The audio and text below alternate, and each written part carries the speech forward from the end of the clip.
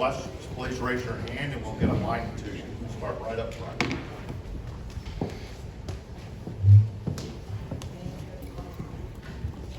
Hey, as far as your defense this season, you talked last year, Charles Bediako was a big anchor for you guys. Do you have any sense of who could be an anchor for this defense this year?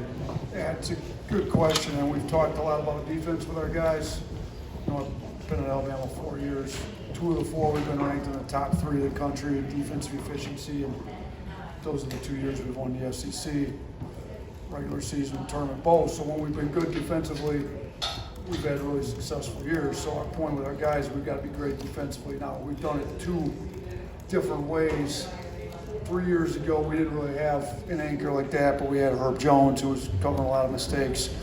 Last year, Charles covered a lot of mistakes, put him at the rim, protected the rim well. We were able to take away threes. We don't have a Herb Jones, and we don't have a Charles Bediako. So to answer your question about who's going to anchor it, you know, there's some different options. You know, Nick Pringle's really improved, fouling a lot less. We need him to foul less and protect the rim more. He's getting better at that. I think the transfer, Mohamed Wage, can do some of that too. Now, he hasn't been healthy. You know, he came with an injury from West Virginia, so we haven't been able to have him out there in live drills yet. He's about there to get him out there live. So, but I think he can provide some of that. So between the 2 of those would be our best 2 options to provide some real presence at the rim like Charles had. But, you know, we may have to do things a little bit differently. Maybe not quite sending everything down to the rim like we were able to do last year. Maybe play a little bit more like we did 3 years ago when we were also 3rd in the country in defense. So we're experimenting with some stuff. We got a good staff. We're trying to figure it out, but we do need to figure it out if we plan on winning at the level we want at here, because when our defense has been good, that's when we've been able to win at that level. Hello, Coach. Kerry Clark, Tide 100.9 Tuscaloosa. You mentioned Wage. I was wondering if you could just update us on the health of the rest of the team. It looked like Diabate got back out there a little bit early in the week from video, but just tell us who all is healthy and where they all stand. Yeah, so we definitely got to get healthy. You know, we had both Mohammeds, Wage and Diabate, both required procedures once they got to campus with previous injuries that we weren't aware of. So Diabate's been able to participate in some live things in practice. He's still not going up and down live scrimmage, but he's close. You know, he had a knee issue. Wage had an issue with his foot. He's still not doing anything live, but both of them are on pace to be able to play in game 1. So both of them, you know, the time frame was to get them healthy just in time for game 1. We think they'll both be there for game 1. Everybody else we should have by game 1. Everything else is just a minor, an ankle tweak, a groin pull, a hip flexor. I can't go through it. We've had a lot of different just minor injuries. Everybody's not going to be available for our close scrimmage and our exhibition game. We do think everybody should be available by game 1 though. You think on Reitzel? Yeah, Reitzel's been one that's been in and out here and there. He's had different things. He's practicing now. He's you know, he's a guy that plays so hard and so physically. I mean, he's a tough physical guard. He doesn't shy away from anything. He kind of puts himself in there to get some nicks and bruises here and there. So for people that have been through to watch practice, he may or may not have been practicing that particular day. He hasn't been able to catch a break. He's had, I think, 3 different injuries that have kept him out of, you know, various times since he's been here. But he's practicing. He practiced today. He should be available. We've got a close scrimmage. He should be available for that, and hopefully he's available for the following exhibition against Wake Forest. James Fletcher from On 3.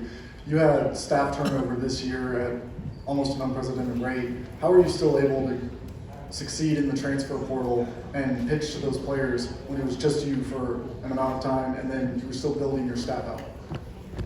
It's a good question. I thought we did an unbelievable job in the transfer portal. We got 4 transfers that are all going to contribute significantly. You know, I think the staff that we put together, while it may have taken some time, I think we got it right. I'm super happy with the staff we got. You know, kind of going in order of the guys we hired. Austin Claunch was the first one we hired. You know, and Austin's from Texas, coached in Louisiana. Nichols won the Southland 2 out of the last 3 years, which, if you understand that league, it's not easy to do at Nichols. They got real low budget. So, you know, he kind of did it with sheer willpower and just outworked everybody. He's got a ton of energy. So, you know, we hit the portal. You know, he was the one guy I hired that had been in college last year. You know, Ryan Pannone was an assistant with the Pelicans. I think everybody up here that's into basketball knows who he is. He was the head coach for the Pelicans G League team here in Birmingham, the Squadron. But, you know, he works really hard. You know, we were able to get on some Zooms with some transfer guys, and, you know, he was able to get in there with, you know, Grant Nelson particularly was one of his that he kind of targeted, and Grant took a while. You know, and Grant's trying to make it to the NBA. He was real close to staying in the draft this year. So having a guy that's been in the NBA, that's developed guys that play in the NBA, you know, that's Ryan's background, starting in player development, and he's great at it. So that certainly helped. And then go to a guy like Preston Murphy, who's been one of the best recruiters in college basketball, really since I've been involved with Division I, all the way back to my days in Romulus. You know, Preston's from Saginaw. I recruited my kids when I was at Romulus. I think he's one of the best coaches, recruiters in the country. So, you know, he didn't get hired till later, but, you know, we were able to, with the staff we had in place, recruit some of these transfers. And the transfers, you know, a lot of times they're looking to be able to play professionally, and I think the staff we put together is going to be able to help get them there. So between, you know, Aaron Estrada was a CAA Player of the Year back-to-back years, which that's not easy to do. I coach at similar level at Buffalo. Those players, every Player of the Year in the MAC could have easily come here and started at Alabama. So to get Aaron was big. Latrell Reitzel from Fullerton, who's got 2 years left, is huge. He's a tough physical guard like we like to have on the defensive side. He's pretty talented on offense too. He averaged over 15 a game at Fullerton, and then talked about Grant a little bit. And then the last one that we were able to get, you know, a couple of the guys we got late. You know, Wage we got late when portal kind of opened back up for him at West Virginia. You know, and he's super athletic and can kind of give us some of that rim protection. You know, we lost Charles late, you know, and so we needed to replace him late, and he was kind of a perfect replacement for Charles. Coach, on that same vein, how challenging is it with the 3 assistant coaches and the newcomers to really get your system implemented, and how much time do you think you're spending coaching the coaches, coaching your assistants of your system? Yeah, it's a good question too, just because you got to get everybody on the same page, and when you spend so much of your time recruiting both the transfers, the current team, and then trying to get in on the class of 24, you know, you didn't have as much time as you'd like to sit down and talk through basketball, but I've got 3 guys that are really sharp with basketball. You know, they've kind of, we sit down with me, kind of answer a bunch of questions. They've got a lot of questions. How do we do it here? You know, I'll kind of tell them how we did it here, but I'm open for discussion based on our current roster as to what maybe, is there a better way to do it with our current roster? Because the way we've done it here has changed from year to year too. So, you know, I don't necessarily know that I've educated them on everything, but we've definitely talked about how we've done it and how have they done it, where places they've been, and with our current roster, what does it look like, and what would be the best way to do it. So there's been plenty of discussion. There's more discussion every day. The staff meetings definitely take longer with the new staff because the previous staff pretty used to each other and they can get through them quick. But I think longer staff meetings with more questions and answers makes you think about more things, and which in turn I think can make you better. In the back. Hey, Coach Ryan Hennessy, NBC 13 in Birmingham. Last year in Mountain Brook, when we were here, you guys were in the middle of the pack by the media voted wise, ended up winning the SEC. You lost some players. We're here in Birmingham again, middle of the pack, a little bit higher. What does this team look like this year? Kind of proved the doubters wrong last year. I know every year is different, especially in college basketball. What were we picked, Ryan, this year? 5th. Fifth this year. What were we picked last year? 6th. 5th. What were we picked going into 21, my second year? 7th. I think we were picked 5th. I think if if I remember correctly, I thought, maybe I'm wrong. Go ahead and look it up. We was fifth going into my second year. There you go. So we've been picked 3 times now. Picked fifth 3 times now. Shows how smart you guys are. So I'll take fifth. If you can pick us fifth again next year, that'd be great. So I mean, look, I think the preseason polls are great. We like to get a lot of fan interest around the programs. I think SEC basketball's been raised to a new level at a record number of teams in the tournament. I think a lot of this stuff is to generate fan interest. If you want to generate some fan interest, go ahead. But I think, especially with the portal, it's really hard to predict how good different teams are going to be. I mean, you see some super talented freshmen, and I think you see some really talented freshmen that don't end up being as good as what everybody thought they were going to be. You also have some freshmen like Noah Clowney that I think if you go back and look at our rankings last year, he might have been the lowest ranked kid of all of our freshmen coming in, and he ends up going 21st in the draft after 1 year with us. So I think it's hard to predict preseason stuff. You have to do it. It generates fan interest. Let's do it. But we can use fifth to motivate us. Disrespect it is what it is. There's some other really good teams in our league that were picked ahead of us. There's some other really good teams in our league that were picked behind it. You look at Vanderbilt last year. Look at where they were picked and where they finished. I think Stackhouse did an unbelievable job.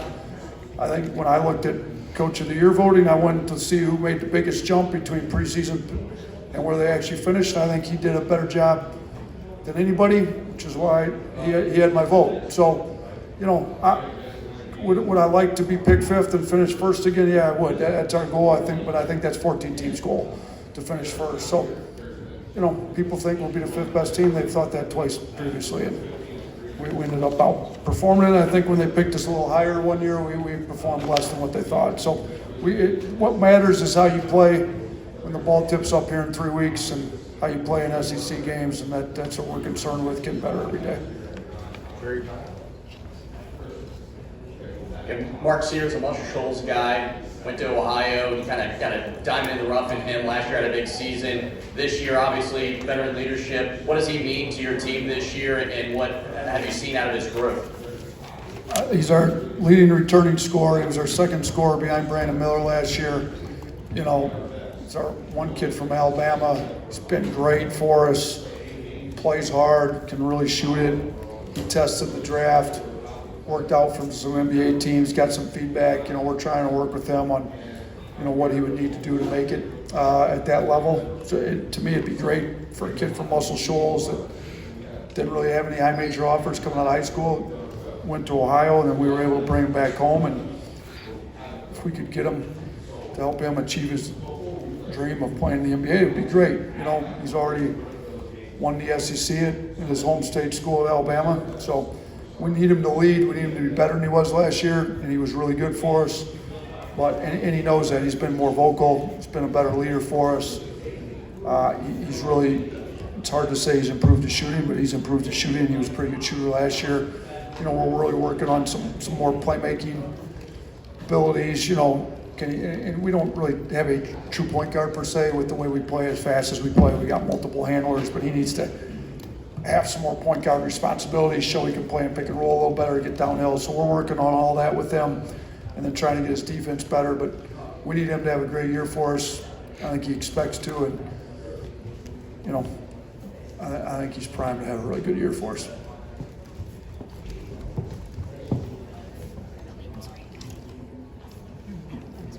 Hey, Coach. AP Stedham, AP Kelly, as we see at syndicated radio. Coach, is this going to be one of your taller teams that you've coached? And if so, is it an emphasis, a little bit change in your offense and defense? And do you like the transfer portal? I mean, it's here to stay, but do you enjoy the roster change every year? Yeah, I think it'll be one of our tallest overall. You know, now we had some size last year. Starting Brandon Miller at 6'8" at the 3.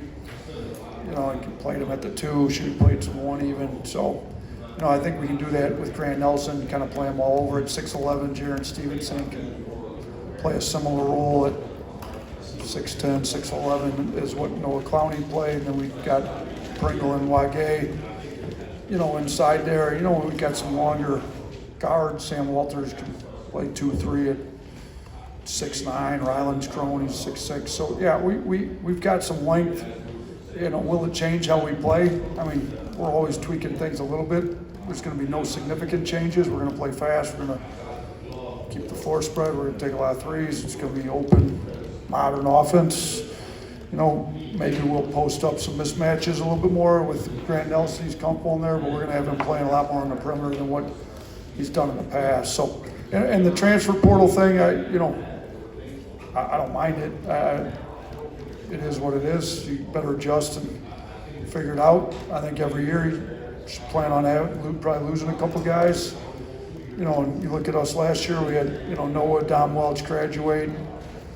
You got a couple guys go to the NBA that maybe weren't expected to go before the season, Clowney and Charles, and then you have a couple guys transfer, and all of a sudden you got to flip over, 75% of your roster, but I think that's becoming fairly commonplace in college basketball now. So whether you like it or not, it's here to stay. It does give you ways to form the roster the way you want. We like versatile guys. We were able to go get a kid like Grant Nelson. Needed some tough guards. Got Reitzel and Estrada, and then you needed, Charles stays in the draft, maybe a little unexpectedly, and you're able to go replace him with a guy like Wage. I think it gives you a chance to have a really good roster every single year, and that's our goal right now. Drew DeArmond, WCZ and radio, and Huntsville, Alabama coach.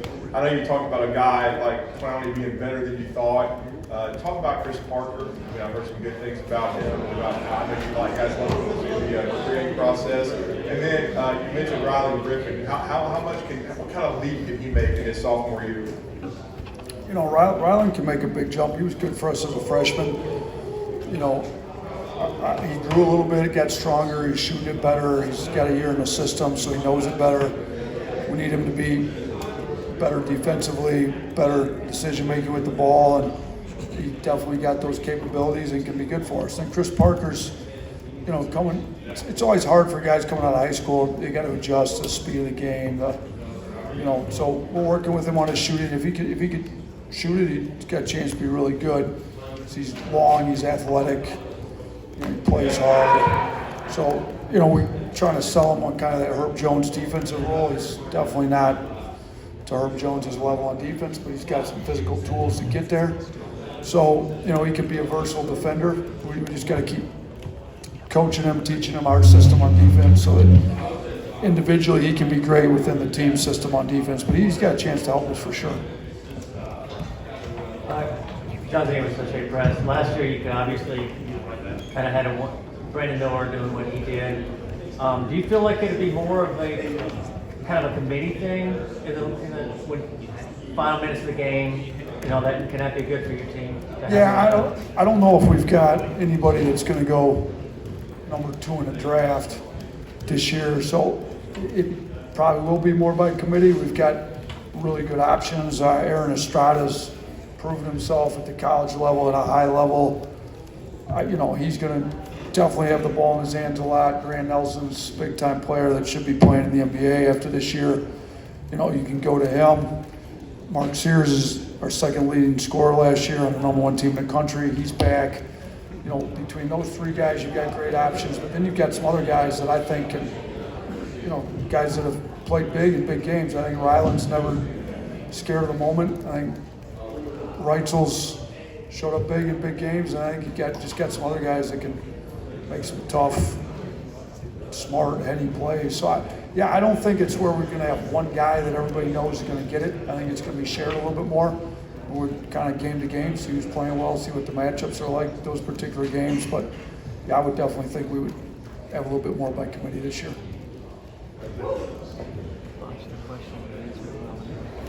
Kennington Smith with The Athletic. You just mentioned Aaron Estrada, who you have with you today. How is he assimilated into the program, both on the court, within the system, and within the team's culture? He's assimilated great. He's an unbelievable kid, great leader, plays hard. One of the hardest working guys I've ever been around.